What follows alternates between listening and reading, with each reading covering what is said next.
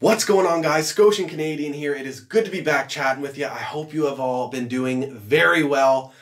I know we all had a good night last night. The Montreal Canadiens defeat the Winnipeg Jets 3-1, and they keep our playoff hopes alive.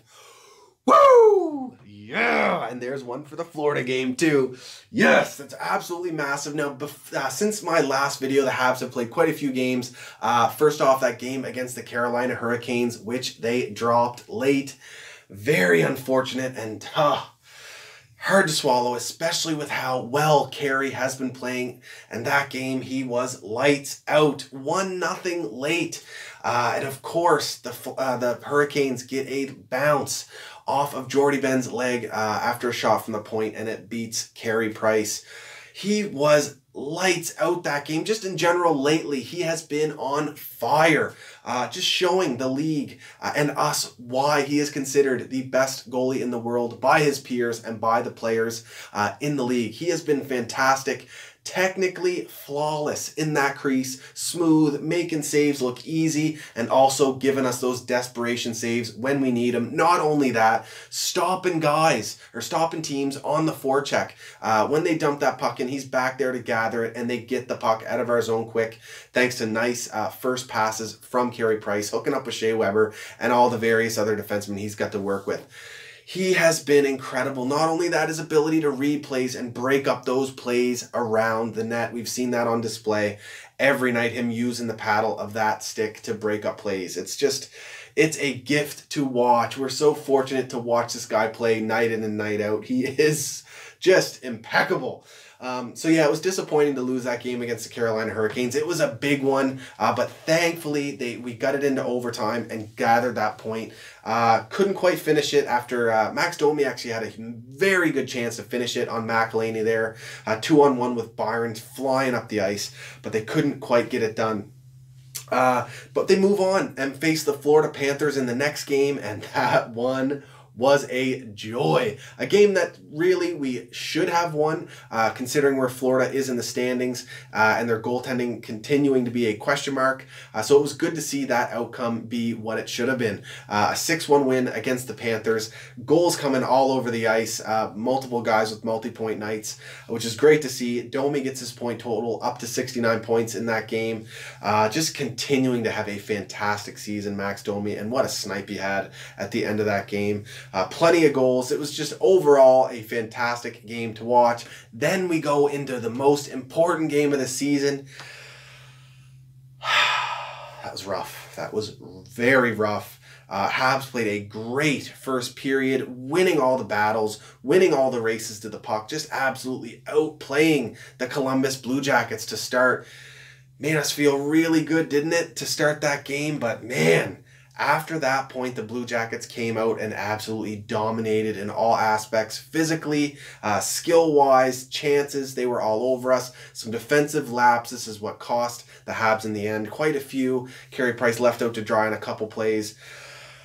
But at the end of the day, it is what it is. They responded after that, but it would have been nice. The two most important games of the season, they end up losing, and it makes this last stretch of the season a lot more stressful than it could have been if the Habs could have beat Carolina, but especially beat Columbus. It would have all but guaranteed our spot in the playoffs. But it's good to see this team continuing to respond. We're 6-3-1 in our last 10 games, and they come back after that Columbus loss. They didn't hang their heads, and they put in a solid effort against the Winnipeg Jets, who are a very good team in their own right, and they got back their #1 defenseman, Dustin Byfuglien, last night.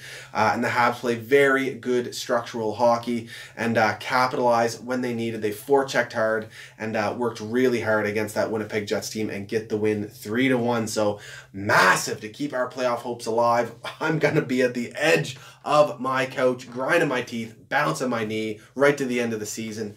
And you know what, guys? It'll be a little unfortunate if we do miss the playoffs this year, but we have to keep in mind that this season has been stunning. It's been so entertaining to watch.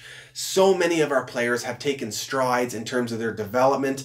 We still have such a young team with a ton of these guys with even higher ceilings to reach, but it's great to see that we are on the right path, especially in the tough division that we are in. It's good to see us have some depth down the middle and see guys really stepping up, and it's looking good. Overall, this season has been a success. We've seen what this team is going to be bringing us in the future, and the future is definitely bright. We have to keep that in mind. It would be fantastic to just squeak into the playoffs, and I'm telling you, if we do that, we are going to be a hard team to deal with regardless of who we face. Even if it's the Tampa Bay Lightning at this point, the Montreal Canadiens will not be an easy out, especially when you take into consideration if they are to make the playoffs, it's because they've beaten some very good hockey teams down the stretch late. The position we're in, we have to win games against Washington, Tampa, and Toronto.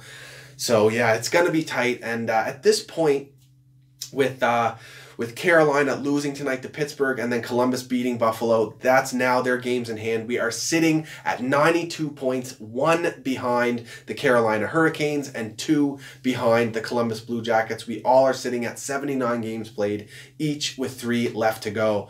We are going to be keeping a close eye on Columbus and Carolina, but there's still a possibility, a very small possibility, we could catch the Toronto Maple Leafs if they lose every one of their games in regulation, including that last one of the season against us, and we win every game. That's that small possibility as well.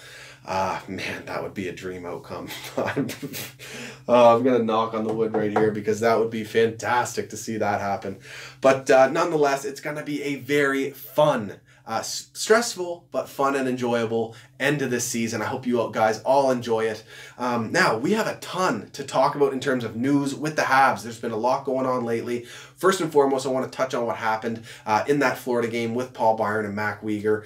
Paul Byron dropping the gloves with Mackenzie Weegar after he's challenged to answer the bell to his hit from quite a few months back there on Mackenzie Weegar, injuring him, putting him out with a concussion. Paul Byron did get that suspension. He owned up to it, came out and said he owned up that it was an illegal hit, and it was deemed that. That's why it was suspension worthy. But Mackenzie Weegar challenges him to a fight, and at the end of the day, whether he should have done it or not, I think it shows strong character and the type of guy that Paul Byron is. Maybe it was weighing on his mind this whole time that he injured a guy like Mac Weegar, or maybe he just wanted to prove that he's not a guy that's going out there to injure his peers. And whether or not people thought that before, people definitely around the league, I can guarantee I have a ton of respect for Paul Byron answering the bell. It's unfortunate what happened, but at the end of the day, he felt like he needed to do it and he chose to. And Price summed it up pretty well at the end. You know, it just really does show the type of guy he is, and it's kind of answering to the code, which a lot of players still believe in. Yeah. That's about it on that. I don't want to spend too much time on it. But I really don't think Mackenzie Weegar was looking to injure Paul Byron either. He came out after the game and said he was hated to see Paul Byron on the ice like that. I think Mac just casually asked him if he wanted to answer. Paul said yes, and maybe Byron didn't realize how tough of a guy former Moosehead Mackenzie Weegar is. It definitely was not his first time dropping the mitts. A bit of an uneven match up there, and the outcome is what it is. It's unfortunate, but it's been recently said by coaching staff that Paul Byron is doing very well. He's been on the ice practicing, so that's huge. It'll be massive to get him back into the lineup because not only because he's a consistent 20-goal scorer year over year, he's on pace. He would have been on pace for that again if he played a full season, but because he adds such an important dynamic to our lineup as a whole, wherever he is in the lineup, but specifically where he's been playing lately on that fourth line. He's a threat because of how good he plays defensively with his takeaways, that he can then fly up the ice, and teams have to be weary of that at all times when he is in the lineup. So it will be great to get him back in as soon as possible, especially because of the stretch of games that we are entering against very, very good teams. So hopefully he'll be back in the lineup. Now, some other news. Domi did end up hitting that 70-point mark last night against the Winnipeg Jets. That was massive. Good to see him hit that total. Such a great season he is having. Just he's so poised with the puck. His vision is fantastic. He's aware of where his teammates are at all times without even having to look. Great vision in terms of playmaking, but his shot has gotten better and better as the season has gone on. He's close to that 30-goal mark, but it's nice to see him hit 70 points. Absolutely massive. And he's locked up for another year after this one at 3.15, if I'm not mistaken, and then he'll be a restricted free agent at some point in the next year. I would love to see Montreal extend him as long as possible. Give him a nice 8-year contract at a fair price, but the guy definitely has earned a payday. He is going to be a fantastic player for the Canadiens for many years, and the way he's playing at center has me just so psyched as a Habs fan, having this much depth at center going forward, especially young guys, is such a relief. It feels so good. Now, speaking of that, Jesperi Kotkaniemi, who's been our third-line center for most of the season, the youngest player in the NHL, has been scratched by Claude Julien in favor of Jordan Weal. Now, I agree with the decision. Claude Julien is a Stanley Cup winning coach. He knows how to develop players. You look at his track record with developing players, and it's pretty damn good. And I think the coach knows what he's doing. We've definitely seen a bit of a plateau in Kotkaniemi's game, or maybe some fatigue kind of showing up in his game.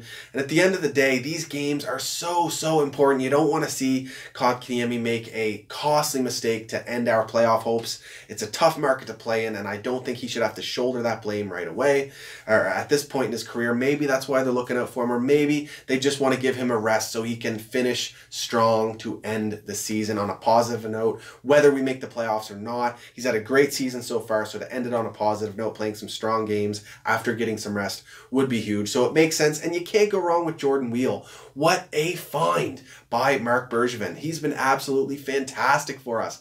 Very poised with the puck. He's a young guy, but he has some veteran poise with the puck. He's also very aware of where his teammates are. He knows when he has some extra time to slow up and wait for his line mates to catch up to him. And his vision has been good. He's looked great on the power play. Our power play, despite still struggling, has looked the best as it has all season with him working the point. So he's been a fantastic find. I'd love to see Bergevin sign him next year to see what he could do over a full season for the Habs. Love what he has brought to the team. So nice to see him getting some recognition from the coaching staff because of his stellar play. Not only him, Nate Thompson continues to be good in the fourth line center role. Penalty killing. He's got some speed too. Once he gets going, he can really go. His work along the walls is fantastic. Just defensively, he's been a great find for the Habs. Now, some more just awesome Habs news. Unfortunately for Josh Brook, his playoff season ended early in the WHL for Moose Jaw, getting eliminated in that first round. But he has lit up one of the highest scoring defensemen in the CHL this year, and he has since joined the Laval Rocket, which is huge. A bunch of guys, we're going to get to it, have started their pro development early, or will be starting the pro development early, and Josh Brook is the first. He made his pro debut last night for the Laval Rocket. Didn't go as planned. They get shut out, but it's good. It's going to be good to see him get these minutes in to end the season. It'll be great moving forward. So there's that. Caden Primeau and Ryan Poehling signed 3-year entry-level deals with the Habs out of the NCAA. This is massive, getting these guys locked up, because there was still a slight chance that they could have went back to university and then ended up as free agents, which we would have not wanted to see. Caden Primeau, a goaltender, 7th round pick, a steal for Trevor Timmins.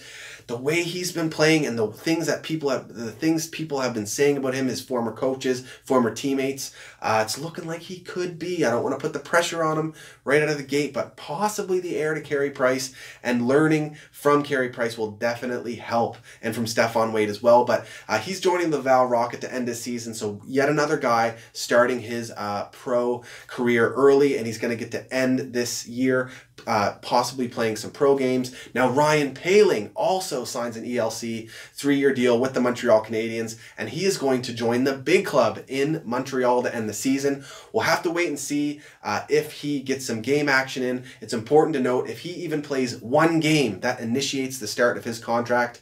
Same for Caden Primeau. If he plays one game, his 3-year ELC will begin there. So then he would go, Poehling and Primeau would go into next year with 2 years left on their deal. So it'll be interesting to see if Poehling gets some time.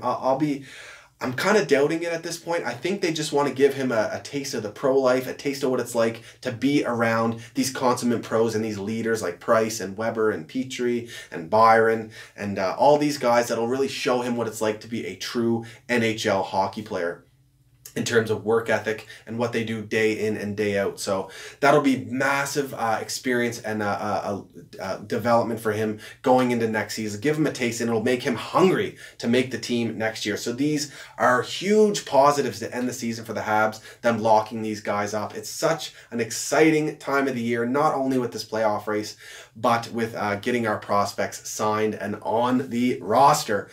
That's about it, guys. Let me know what you thought about the last few games in the comments. Ask some questions. Let me know what you think about the team moving forward, how you think this season's going to end. Do you think we're going to make the playoffs or not? Regardless, I think it's going to be fun, and it has been a fun season. I appreciate all you guys so much. It's been a blast. More videos to come, and I have to mention I recently recorded an episode of From Failing Hands podcast with Mike and John, two absolute studs. If you haven't listened to their podcast yet, you got to check it out. They're releasing an episode soon that I'll be appearing on.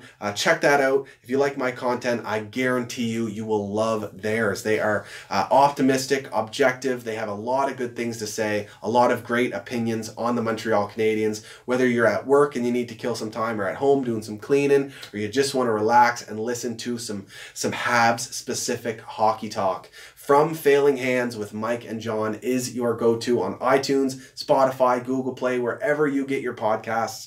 Search it up. And like I said, I'm going to be appearing on it, and we touch on a lot of current issues and topics on the Habs, and it was a lot of fun. I appreciate Mike and John, you guys having me on. It was a blast. Cheers, guys, and thank you everyone who continues to watch my videos. You guys are the best. Can't wait for the rest of this season to unfold and see what happens. It's gonna be fun. Yeah! If you like my content, hit that like and subscribe button. You can follow me on Twitter, Instagram, and Facebook at Scotian Canadian. Let's do it. Let's complete the mission, guys. Go Habs, go, baby! Woo! Yeah!